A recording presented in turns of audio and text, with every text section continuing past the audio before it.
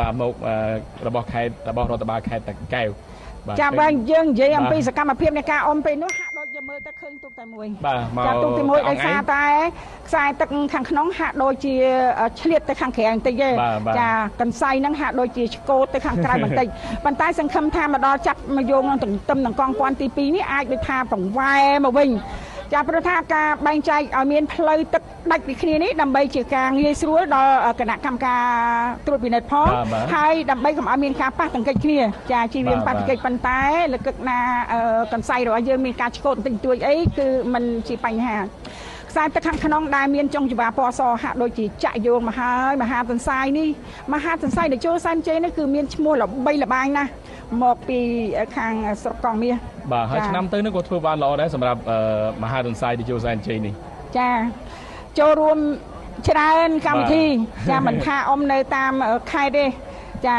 នៅតាមស្រុកមួយចំនួនគឺក៏ចូលរួមដែរមហាទន្សាយច្រើនតែចូលរួមគាត់សមដៃសមកម្លាំងរបស់គាត់ដើម្បីត្រៀមសម្រាប់ការប្រកួតនៅក្នុងពិធីនឹងឯងយើងមើលទៅហាក់ដូចជា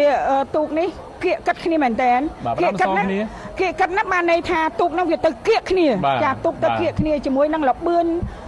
ចាលបឿននឹងខ្សែទឹកខាងក្នុងហាក់ដូចជាមានព្រៀបបន្តិចបន្តួចហ្នឹងគឺមហាទន្សាយដែលចូលសែនជ័យរបស់ឯកឧត្តមបកនាយក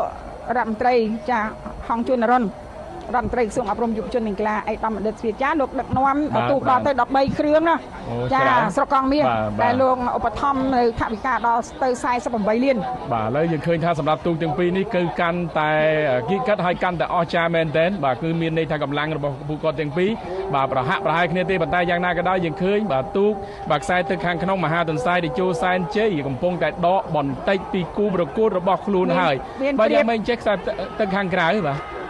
បាទប៉ះគ្នាឬយ៉ាងម៉េចបាទអាយ៉ាចាឬយ៉ាងម៉េចសម្រាប់ទូកនេះយើងទុកគ